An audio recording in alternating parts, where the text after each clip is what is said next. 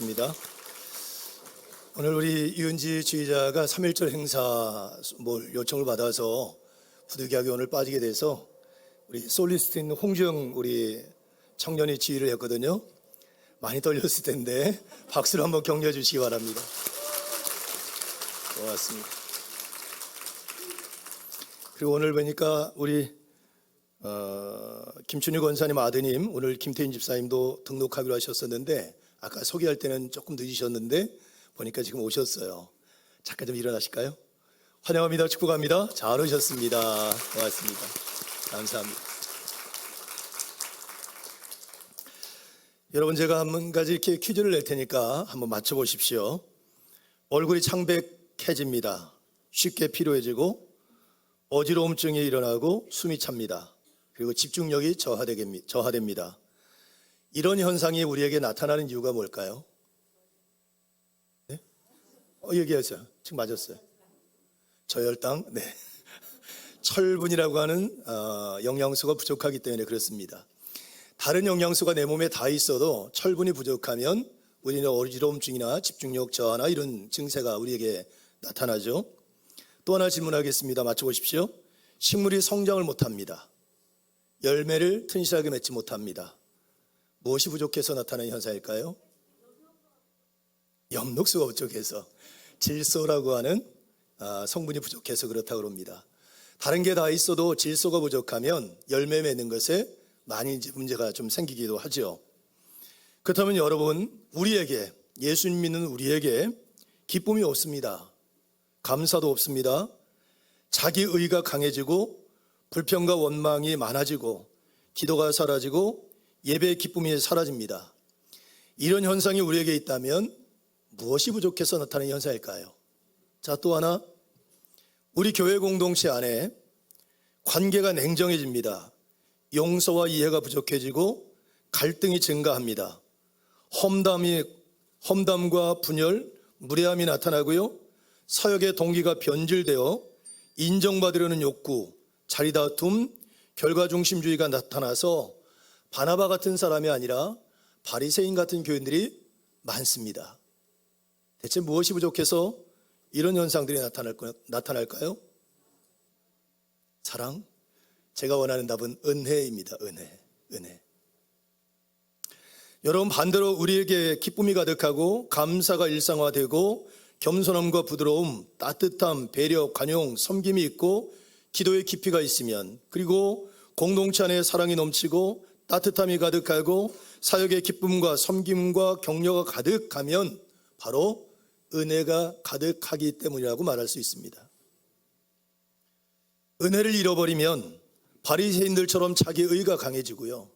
은혜를 잃어버리면 감사가 사라지고 자기의 공적 사상들이 드러나기 시작을 합니다. 은혜를 잃어버리면 자기 은사를 자랑하고 자신의 사역을 가지고 경쟁하며 시기하게 됩니다. 은혜라고 하는 것을 잃어버렸을 때 나타나는 모습이라고 말할 수 있습니다. 자, 여러분, 그러면 생각해 보십시오. 교회는 하나님의 나라, 작은 하나님의 나라라고 그럽니다. 하나님의 나라는 어떤 것일까? 예수님께서 하나님의 나라는 이런 것이다 라고 말씀하시면서 비유를 든 일이 포도원 일꾼의 비유입니다. 어느 주인이 포도원의 일꾼이 필요해서 노동시장에 사람을 구하러 나갑니다. 우리나라 시간으로 아침 9시에 필요한 일꾼들을 뽑아서 포도밭에 일하도록 데려다 놓습니다. 그리고 시간이 돼서 다시 시장에 나가봤더니 아직도 노동인력시장에 일자리를 못 얻어서 일을 찾고 있는 사람들이 있는 거예요. 안타까운 마음이 들어서 그들을 다시 자기 포도밭에 들어가서 일을 시킵니다. 이제 오후 3시가 됐네요. 오후 3시가 돼서 다시 이렇게 시장에 나갔더니 아직도 일자리를 찾는 사람들이 있는 거예요. 그들을 뽑아서 자기 밭에 와서 일을 하라고 그럽니다.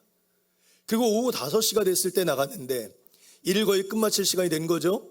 근데 여전히 일을 찾고 있는 사람들이 있는 거예요. 주님이 안타까운 마음이 들어서 그들을 뽑아서 자기 밭에 일을 하게 합니다. 일이 다 마쳤습니다. 이런 사람들을 불러 모아놓고 품삯을 계산합니다. 제일 나중에 온 사람, 오후 5시에 온 사람, 1시간 남짓 일한 사람에게 한 데나리온을 주는 거예요. 그랬더니 9시부터 일하는 사람들이 계산하기 시작합니다. 내가 한 데나리온을 받기로 약속을 했지만 야, 저 1시간밖에 일하는 사람과 나는 어마어마한 차이가 나니까 내가 한 데나리온이 아니고 더 많은 돈을 받겠지 하고 계산을 하는데 점점 계산하고 오는데 다 한 데나리온 주고 마지막 9시부터 일한 자기들에게도 한 데나리온밖에 안 주는 거예요.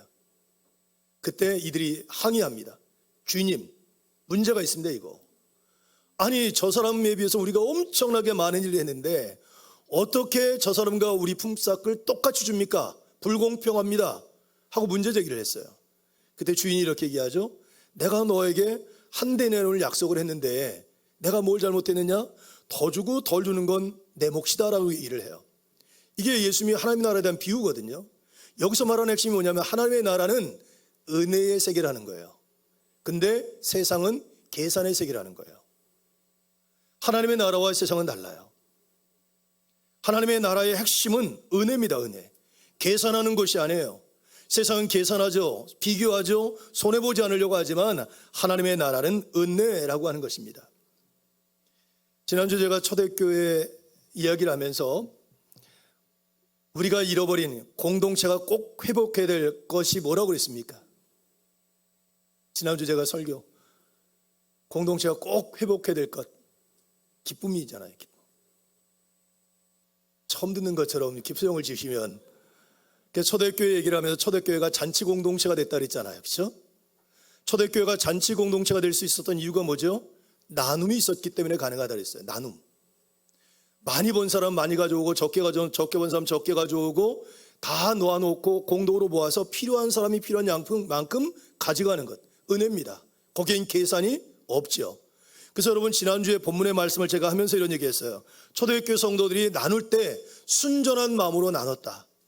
이 순전하다는 말이 원어를 보면 단순한 마음이라는 뜻도 있지만 또 하나는 계산하지 않는 이런 의미도 담고 있다 그랬잖아요. 그러니까 여러분 은혜의 공동체의 초대교회가 계산하지 않고 나눠요. 그러니까 거기가 뭐가 돼요? 기쁨이 충만하고 잔치가 일어난 거죠. 그게 초대교회 모습이었어요. 근데 여러분 초대교회 얼마 지나지 않아서 그렇게 그 은혜가 가득함으로 말미암아 기쁨이 충만했던 예루살렘 교회가 얼마 지나지 않아서 큰 갈등과 문제가 생깁니다. 우리가 잘 알고 있는 것처럼 안수집사 제도가 처음 생기게 된 원인도 되죠. 어떤 문제입니까? 헬라파 기독교인들이 문제 제기를 합니다. 야, 우리 차별받고 있다. 왜 유대교에서 기독교로 개종한 사람들에 비해서 왜 우리를 홀대하냐 하고 비교하고 계산하기 시작하는 거예요. 그러니까 여러분 순전한 마음이 사라져버렸어요. 계산하는 마음이 들어오기 시작하고 비교하기 시작을 하면서 불평과 원망이 생기고 교회 공동체에 갈등이 생겨났습니다. 여러분 은혜는 계산하지 않는 거예요. 근데 세상은 계산합니다. 저는 여러분 지금 우리 시대에도 신앙생활 하면서 저는 우리 교우들이 은혜 안에 거하는 삶이 될 수 있길 원하고 은혜로 인하여서 기뻐하며 감사하는 삶을 살아가길 원합니다. 근데 우리도 세상 사람들과 똑같이 계산하고 있고요. 비교하면서 기쁨도 사라지고 감사도 사라지고 원망과 불평이 우리 안에 가득한 것을 발견할 때가 정말 많습니다. 히브리서 12장 5절에 보면 그래서 히브리서 기자는 교회 성도들에게 이렇게 얘기해요. 은혜에서 떨어질까 조심하라. 은혜에서 떨어질까 조심하라. 떨어진다는 말은 뒤처지다, 결핍하다 이런 뜻이에요. 뭐 이렇게 사람들이 있잖아요. 누군가부터 뒤처지는 거예요. 떨어지는 거예요.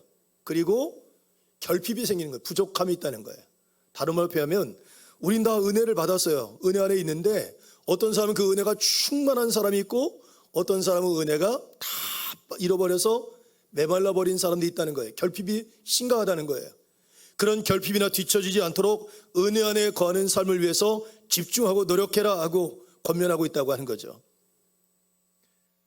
여러분 지난주 제가 설교하면서 계속 연결되는 말씀입니다. 은혜, 기쁨, 감사는 어근이 같다 그랬잖아요. 기쁨이라는 말을 헬라어로 카리스라고 하는 말이고 기쁨이라는 말은 카라 그리고 은혜는 유카리스 테오 연결이 돼요. 은혜를 받은 사람이 은혜 안에 있는 사람이 카라 기뻐해요. 그 기뻐하는 사람이 뭘 할 수 있어요? 감사할 수 있다는 거예요. 다른 말로 표현하면 은혜 안에 있는 사람은 상황을 초월하는 기쁨을 갖게 되고, 그런 은혜 안에 있는 사람은 상황을 초월한 기쁨과 더불어 그럼에도 불구하고 감사하는 삶을 살아갈 수 있다 하는 거죠. 그러면 여러분, 이 사람이 은혜 안에 있다는 것을 어떻게 알 수 있습니까? 나는 은혜 안에 있습니다. 목사님 은혜 많이 받았습니다.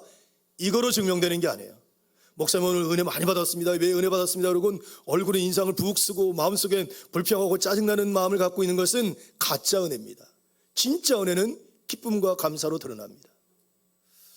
여러분, 은혜가 가득한 분들을 구별하는 방법이 있습니다.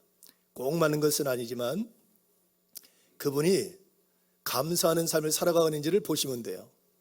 이 교회가 은혜가 가득한 교회인지 은혜가 없는 교회인지를 알 수 있는 방법은 감사 헌금을 보면 압니다.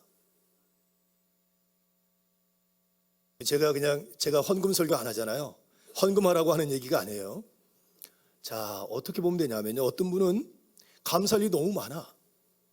예를 들면 내가 기도한 것도 응답이 받았고 사업도 잘 돼 있고 자녀들이 잘 되고 뭐 여러 가지 일들이 있는데 감사를 1년 내내 한 번도 안 하는 사람이 있어요. 근데 반면에 어떤 사람은 감사가 거의 매번 있어. 생일날도 감사, 자녀들 생일날도 감사, 이번에 우리가 첫 새벽 기도회를 하면 첫 새벽 기도회 끝나고 새벽 기도 드리게 하심을 감사, 모든 게 감사 이유예요. 보면 알아요. 야, 이런 것도 감사의 조건이 될까? 은혜 안에 거하기 때문에 감사가 되는 거예요. 심지어 여러분 뜻이 꺾이고 내가 계획한 것이 안 됐음에도 불구하고 하나님 감사합니다는 분들이 계시거든요. 왜? 그것이 은혜 안에 있기 때문에 고백하는 거예요. 은혜 안에 있다는 것은 감사로 드러납니다. 감사할 수 없는 상황 속에서 야, 이것도 감사 조건이야? 그런데 감사해요. 이게 은혜를 갖고 있는 사람들의 모습이라고 말할 수 있어요. 저는 우리 사bat교회가 은혜가 가득한 교회가 될 수 있기를 축복합니다. 그 여러분 안에도 그런 은혜가 가득할 수 있기를 주님의 이름으로 축복합니다. 자, 이제 오늘 말씀으로 한번 들어가 봤으면 좋겠어요. 오늘 말씀은 바울 사도가 비시디아 안디옥 교회에서 바나바와 같이 복음을 전하고 말씀을 전한 이후에 마지막 권면한 말씀이거든요. 그 말씀이 어떤 거냐면 바울이 복음을 전하니까 많은 사람들이 막 감동을 받고 기뻐했어요. 그 사람들이 감동을 받고 기뻐하면서 예수님을 구주로 영접하는 결단도 있었고 옛사람은 지나가고 새사람으로 변화되는 거룩한 변화들이 안디옥 교회에 일어나기 시작을 했어요. 그런 그들에게 바울이 마지막 권면한 것이 뭐냐면 오늘 본문 말씀입니다. 오늘 본문 43절 말씀을 한번 보셨으면 좋겠어요. 43절 맨 아래 후반절, 항상 같이 읽어봅니다. 시작. 항상 하나님의 은혜 가운데 있으라 권하니라. 아멘. 바울이 항상 하나님의 은혜 가운데 있으라고 권면했다. 하나님의 은혜 안에 있어라, 명령형이거든요. 거기에 거하는 삶을 살아라고 얘기하는 겁니다. 그러면 은혜 안에 거하라고 하는 말이 어떤 의미일까? 이 말은요, 그냥 단순하게 어떤 은혜를 잠깐 취하고 또 상황이 바뀌면 은혜를 잃어버리고 이런 정도가 아니고 항상 은혜 안에 거하는 삶, 이걸 조금 더 의역을 하면 식물이 뿌리를 내리죠. 식물이 뿌리를 내려서 땅에 이렇게 정착을 하잖아요. 그때 쓰는 표현입니다. 뿌리를 받고 거기를 거주지로 삼아라. 그러니까 바울은 그리스도인들에게 얘기하는 겁니다. 안디옥 교회 성도들에게 여러분 은혜의 뿌리를 받고 은혜의 여러분을 거주지로 삼으십시오. 은혜 안에서 살아가는 사람들이 되십시오 하고 권면하고 있는 거예요. 그만큼 여러분 은혜에선 결코 벗어나서는 안 된다는 얘기를 하고 있는 겁니다. 은혜를 잃어버렸어도 안 된다는 말씀을 하고 있는 거죠. 그러면 왜 바울이 은혜 안에 거하라는 말씀을 비시디아 안디옥 교회 성도에게 했을까? 두 가지 이유일 것 같아요. 첫째는 비시디아 안디옥 교회 성도들의 현재의 그들의 삶을 보면 은혜를 잃어버린 사람들이 있었기 때문에, 은혜의 결핍을 느끼는 사람들이 있었기 때문에, 그러니까 원망과 불평과 그리고 갈등이 일어나는, 기쁨과 감사가 사라져버린 그들의 모습을 보고는 바울이 권면한 거겠죠. 예수 믿는 사람들이라면, 하나님의 사람들이라면 그 은혜 안에 뿌리를 받고 그럼에도 불구하고 기쁨과 감사하는 삶을 살아가야 됩니다라고 권면하고 있는 거예요. 두 번째 이유는 지금 안디옥 교회 성도들이 은혜 안에 있어요. 상황을 초월하는 기쁨과 감사가 그들에게 있어요. 그럼에도 불구하고 우리의 삶이라는 게 불확실하잖아요. 언제 어떤 일로 인해서 우리가 은혜를 잃어버리고 기쁨과 감사를 잃어버릴 수도 있는 상황이 될 수 있죠. 바울은 미리 얘기하는 겁니다. 여러분들이 살아가면서 은혜를 잃어버릴 수 있는 상황이 왔을 때 결코 어떤 상황이 되든 은혜를 잃어버리지 말고 은혜의 뿌리를 받고 거기에 살아가십시오 하고 권면하고 있다고 볼 수 있습니다. 그럼 여러분, 우리가 궁금하죠. 왜 은혜의 결핍을 느낄까? 왜 은혜를 잃어버릴까? 은혜를 잃어버린 이유가 뭡니까? 저는 우리가 성경에서 그 답을 찾아보면 신앙이 변질되기 때문에 그렇습니다. 신앙이 성장하기도 하고 신앙이 퇴보하기도 하죠. 믿음이 자라기도 하지만 믿음이 퇴보하기도 합니다. 아까 제가 설명한 걸 기억해 보십시오. 예루살렘 교회에 마가다락방에 성령이 임재하면서 예루살렘 교회가 시작이 됐어요. 그때 그들이 유무상통했단 말이에요. 이게 도저히 이루어질 수 없는 일이 현실적으로 일어났어요. 근데 그들이 어떤 마음으로 들였어요? 계산하지 않는 마음으로 그 물질들을 내어놓고 거기서 기쁨과 감사가 충만한 공동체를 이루었어요. 그러면 여러분, 처음에 이랬으면 그게 한 달이 지나고 두 달이 지나면 그게 더 커져야 되잖아요. 믿음이 진보한다면, 믿음이 성장하고 성숙해진다면 그 나눔이 더 커지고 그 기쁨과 감사가 더 충만해진 공동체로 변해야 되잖아요. 근데 얼마 지나지 않아서 어떻게 됐어요? 계산하기 시작해요. 비교하기 시작해요. 그리고 기쁨과 감사가 사라지고 원망과 불평이 그 공동체에 꾸물꾸물 살아나기 시작을 해요. 그 이유가 뭐죠? 그들의 신앙과 믿음이 퇴보한 거예요. 처음에는 충만했어요.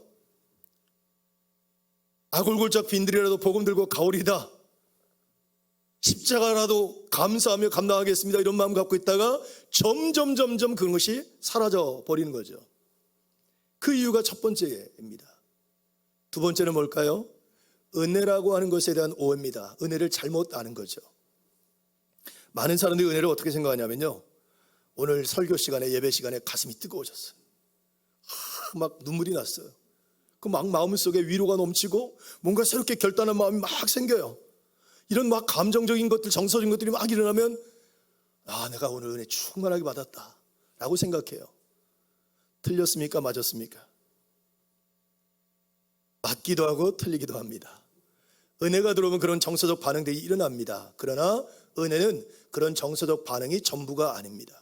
우리의 착각은 뭐냐면, 은혜를 꼭 그렇게 뭔가 감동이 오고 가슴이 뜨거워지고 뭔가 내 삶의 새로운 변화를 결단하고 이런 어떤 감정적인, 어떤 정서적인 것들이 동반돼야만 은혜라고 생각할 때가 많아요.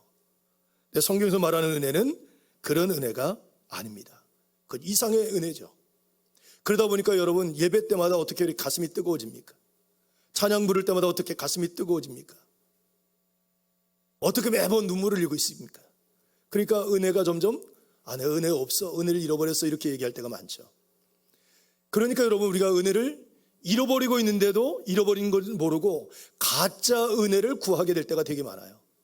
변질된 은혜, 뭔가 정서적으로 뜨거워지고 막 뭔가 속이 후련해지는 것, 이런 걸 은혜라고 생각하고 그런 것을 추구할 때가 많아요. 그럼 여러분, 진짜 은혜가 뭘까? 우리가 회복해야 될 진짜 은혜가 뭘까? 성경에서는 두 가지를 얘기합니다. 첫째는요, 성경적 은혜는 구원으로부터 출발합니다. 한마디로 말하면 은혜의 출발은 십자가입니다. 십자가, 예수님의 십자가, 그게 은혜의 출발점입니다. 여러분, 왜 십자가가 은혜가 됩니까? 죽을 수밖에 없는 나, 용서받을 수 없는 나, 구원받을 자격도 없는 나를 위해서 하나님 그분이 인간의 몸을 입고 이 땅에 오셔서 우리의 죄를 대속하시게 지신 것이 십자가입니다. 그 십자가의 은혜로 말미암아 내가 구원을 받고 하나님의 자녀가 되고 새 사람이 되었단 말이죠. 저와 여러분이 여기서 예배를 드리고 하나님의 자녀가 될 수 있었던 유일한 이유가 뭐냐면 십자가의 은혜입니다. 성경에서 말하는 은혜의 출발점은 십자가입니다. 그래서 이 십자가에 대한 믿음, 십자가의 은혜를 잃어버리지 않으면 우리는 은혜 안에 거하는 삶을 살아갈 수 있다 하는 것이죠. 자, 오늘 본문 말씀으로 한번 들어가 봅니다. 어디 말씀 보냐면 48절 말씀 한번 보셔요. 50절 말씀, 죄송합니다. 50절 같이 읽습니다. 시작. 예, 유대인들이 경건한 귀부인들과 그 신의 유력자들을 선동하여 바울과 바나바를 박해하게 하여 그 지역에서 쫓아내니. 자, 바울과 바나바가 피시디아 안디옥교에서 복음을 전했어요. 많은 사람들 구원에 이르렀단 말이에요. 그랬더니 바울을 마음에 안 드는 사람, 바나바를 마음에 안 들어하는 사람들이 그 교회에 영향력 있는 사람들 꼬드겨가지고는 바울과 바나바를 쫓아낸 거예요. 핍박하고 박해해서. 그럼 여러분 생각해 보세요. 여러분들이 교회에서 신앙생활 하다가 누구에게 막 핍박을 당하고 박해를 당했어. 막 이런, 막 서운한 일 당하고 막 속상한 일 당하고 억울한 일 막 당했어요. 그럼 여러분 기분 좋아 안 좋아? 안 좋죠. 그렇죠? 슬퍼. 마음이 우울해. 기쁨도 사라져. 그러다 보면 우리는 어떻게 착각하냐면 나는 은혜를 잃어버렸다고 생각해요. 근데 그러지 않아요. 자, 바울을 볼까요? 그런 상황이 됐는데 바울은 52절에 이렇게 얘기해요. 52절 같이 봅니다. 같이 읽습니다. 시작. 제자들은 기쁨과 성령이 뭐가 충만했다고요? 기쁨이 충만하다. 자, 기쁨은 뭐하고 어근이 같다 그랬어요? 은혜. 카리스. 은혜 안에 있기 때문에 어떤 상황이든 가라. 기쁨으로 반응할 수 있는 거예요. 지금 여러분 제자들이 기뻐할 상황입니까? 기쁨이 충만할 상황인가요? 아니에요. 그런데 그들이 기뻐하고 기쁨이 충만할 수 있는 이유가 뭐냐면 십자가의 은혜 안에 자신이 있다는 사실을 믿기 때문이에요. 여러분 사람이 자기를 핍박하고 박해를 하고 사업이 망하고 몸에 질병이 오고 여러분 꿈이 꺾이는 과정이 와도 십자가의 은혜가 달라집니까? 안 달라집니까? 안 달라지죠. 결코 이 십자가의 사랑과 십자가의 은혜를 잃어버리지 않은 거예요. 그 사실을 믿는다면 그 은혜로 말미암아 내가 어떤 상황에 있든 기쁨으로 반응할 수 있고 감사의 반응을 볼 수 있다고 하는 것이죠. 저는 바울을 보면서 어제 실은 제 조카 결혼식이 있었습니다. 누나 아들인데 조카 그 부부 된 친구들이 저한테 와서 삼촌이 주례를 좀 해줬으면 좋겠다 그래서 결혼 예배로 드려서 제가 이제 주례를 하고 왔거든요. 근데 이제 주례를 하니까 누나 친구들이 오니까 이제 왕년에 누님들이 오시는 거예요. 제 고향 교회 누님들. 근데 제가 이렇게 앉아 있는데 누가 어깨를 툭툭 쳐요. 그러더니 익수야 그랬는데 딱 보니까 누님들이 저하고 왔어요. 누님도 오셨습니까? 제가 폴더 인사를 다 드렸어요. 그 누님들이 교회를 막 주름 잡을 때 막 뭐 문화개 방언을 하고 막 성탄절 행사하고 그럴 때 저는 꼬봉이에요. 꼬봉. 그냥 그리고 이제 시키는 일만 하고 시키면 막 안 한다고 도망가면 누나들이 붙잡아가지고 막 설득하기도 하고 야단하면서 저를 일시켰던 누님들이에요. 제가 목사가 됐잖아요. 익수야 그랬더니 그러면 안 되지 목사님 모르면서 이렇게 얘기를 해요. 이제 생각을 해봤어요. 여러분 제가 목사 된 게 제가 능력이 있어서 됐습니까? 은혜입니까? 은혜죠 은혜. 따지고 보면 누나들 보기에 어렸을 때 그 개구쟁이 말도 안 듣고 막 도망다니고 그랬던 개구쟁이들 동생 이렇게 생각했을 것 같은데 은혜예요 은혜. 자, 성경을 보면 바울이 뭐라 그러냐면요, 바울이 성령 충만한 사람이 되면 될수록 나는 죄인 중에 괴수라고 얘기를 해요. 계속 그렇게 얘기해요. 우리가 보기에 여러분 어마어마한 교회를 세웠잖아요. 초대교회 거의 모든 교회를 다 개척했거든요. 성경에 어마어마한 많은 부분을 썼고요.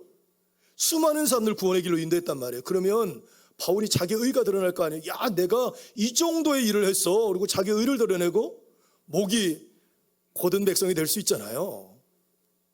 바울은 그 위기를 안 거예요. 그러니까 뭐라고 말하냐면, 여러분, 내가 교회를 개척할 수 있었던 이유도, 내가 목사로 이 강단에서 말씀을 전할 수 있는 이유도, 내가 복음을 전해서 여러분들 구원의 길로 인도할 수 있었던 이유도 십자가에 못 박혀 돌아가신 예수 그리스도의 십자가의 은혜 때문입니다 하는 얘기를 하는 거예요. 그래서 뭐라고 그럽니까? 나는 죄인 중에 괴수입니다. 나는 도저히 용서할 수 없는 사람인데 하나님이 나를 사랑하셔서 십자가를 지심으로 말미암아 내게 이 은혜를 허락하셨습니다라고 고백하는 거예요. 바울은 그걸 잃어버리지 않습니다. 그래서 여러분 로마서 8장 38절로 39절에 바울이 이런 얘기를 합니다. 내가 확신하노니 사망이나 생명이나 권세자들, 천사들이나 권세자들이나 현재일이나 장래일이나 능력이나 높음이나 기쁨이나 다른 어떤 피조물이라도 우리를 우리 주 그리스도 예수 안에 있는 하나님의 사랑에서 끊을 수 없느니라. 하나님의 사랑이 뭐죠? 십자가입니다. 십자가. 십자가의 은혜로부터 나를 떨어지게 만들고 끊어지게 만들고 결핍되게 만들 것이 있다 없다? 없다는 거예요. 나는 그 무엇으로도 십자가의 은혜를 잃어버리지 않고, 그래서 어떤 상황이든 그 십자가의 은혜로 말미암아 기쁨으로 반응하고 감사하는 삶을 살아갈 수 있게 되었다. 이게 우리가 회복해야 될 은혜입니다. 사순절이거든요. 십자가를 묵상하잖아요. 저 십자가가, 여러분 그 얘기 아시죠? 며느리가 신앙생활 열심히 하고 이제 결혼했는데 시어머니가 교회를 안 다니는 거예요. 그래서 신앙생활 열심히 하면서 시어머니를 전도를 했어요. 교회를 모시고 나갔어. 그런데 예배 끝나고 시어머니가 얼굴이 사색이 돼서 막 도망치듯 막 집으로 가시는 거예요. 그러더니 시어머니가 그 아들하고 가족들 불러놓더니, 야, 내가 엄청난 비밀을 알았다 그러더래요. 뭔데요? 그랬더니, 글쎄 우리 며느리가, 네 와이프가, 며느리가 예수라는 사람을 죽였대. 왜 그러냐 했더니, 이제 기도할 때 예수님이 나 때문에 죽으셨습니다, 내가 십자가 못 박았습니다, 주여 이제는 용서하소서, 그런 기도를 드리니까 할머니가 덜컥한 거예요. 아, 우리 며느리가 예수라는 사람을 죽였구나, 살인자구나 그랬다는 거예요. 여러분 그러지 않아요? 우리가 그 예수님의 십자가의 은혜로 말미암아 지금 이런 삶을 살아갈 수 있는 거 아닙니까? 사순절에는 그 십자가의 은혜를 회복하셔야 돼요. 여러분 안에 그 은혜가 충만할 수 있기를 주님의 이름으로 축원합니다. 자, 또 하나, 성경에서 말하는 은혜, 그리고 우리가 회복해야 될 은혜가 뭐냐? 우리가 하나님의 섭리 안에 살아가고 있다는 사실을 믿는 믿음으로 주어지는 은혜입니다. 하나님의 섭리 안에 있다는 사실을 믿는 믿음으로 얻는 은혜. 여러분, 나의 나 된 것이 다 하나님의 은혜입니까? 믿으시죠? 그러면 임마누엘, 지금 살아가는 삶도 하나님의 은혜 가운데 있음을 믿으십니까? 앞으로 여호와 이래 하나님 내 삶을 인도하시고 때에 따라 나를 도와주시고 공급해 주실 것이라는 믿음이 있으신지요? 그럼 여러분 보십시오. 에베네셀의 하나님, 임마누엘의 하나님, 여호와 이래 하나님, 이 얘기는 하나님의 섭리를 고백하는 거예요. 내 모든 삶이 하나님의 섭리 안에 있다. 그분이 내 삶을 주관하고 계신다. 그 주관하시는 하나님은 모든 것을 합력하여 선을 이루어 가시는 분이시다라는 사실을 믿는 믿음으로 말미암아 주어지는 은혜. 이게 우리가 회복해야 될 은혜예요. 그럼 여러분 어떻게 됩니까? 바울 사도가 보니까 몸에 질병이 왔잖아요. 하나님의 그 몸의 질병을 고쳐달라고 그렇게 부르짖어 기도하는데 응답하지 않으세요. 근데 바울이 뭐라 그럽니까? 내 은혜가 내게 족하다 그러고, 약할 때 도리어 강하게 됨을 알게 되었다 그러고, 그것을 자랑하는 거로 변화되잖아요. 그 얘기가 뭐죠? 몸에 질병이 있지만 하나님이 여전히 나와 함께 계시고 하나님이 나를 섭리하고 계시고 내 삶을 이끌어 가신다는 사실을 믿게 되니까 이게 은혜인 거예요. 그게 감사하는 거예요. 기뻐하는 거예요. 여러분 인생을 살아가면서 제가 늘 그러잖아요. 우리가 하나님 믿는다고 해서 만사형통합니까? 성경 구절 있으면 좀 찾아주세요. 고난이 있어요. 어려움도 있고요, 실패도 있고요, 상처도 있고요. 여러분 예배 열심히 드리고 믿음으로 신실하게 살아도 질병이 올 수도 있고 사고를 당할 수도 있어요. 근데 우리가 신뢰하는 건 뭐냐면, 그럼에도 불구하고 하나님이 우리와 함께 하신다. 그리고 그 하나님은 우리가 알지 못하지만 우리의 삶을 선한 길로 이끌어 가신다는 섭리에 대한 믿음을 갖는 거예요. 그러니까 어떤 상황이 되든 그 섭리를 믿는 믿음으로 말미암아 은혜를 깨닫게 되고, 그럼에도 불구하고 감사하고 기쁨으로 반응할 수 있게 되는 거죠. 그러니까 여러분 지금 다 여러분들 미소를 지으셔야 돼요. 걱정거리가 있어도 어려움이 있어도 하나님의 섭리하심이 있다. 이것을 통하여 하나님의 계획하심이 분명히 있다 한 믿음을 가지고 은혜 안에 기쁨과 감사로 반응하는 삶, 이 삶이 저와 여러분의 삶이 될 수 있기를 주님의 이름으로 축복합니다. 여러분, 우리가 은혜가 회복하면, 우리 안에 은혜가 회복하면 다시 기쁨의 사람이 되고 감사하는 사람이 되고요, 교회 공동체가 은혜를 회복하면 기쁨의 공동체가 되고 감사하는 공동체가 됩니다. 여러분의 삶에 은혜로 말미암아 기쁨이 가득하고 여러분의 삶에 은혜로 말미암아 감사로 가득한 인생들이 다 될 수 있기를 주님의 이름으로 축복합니다. 기도하겠습니다.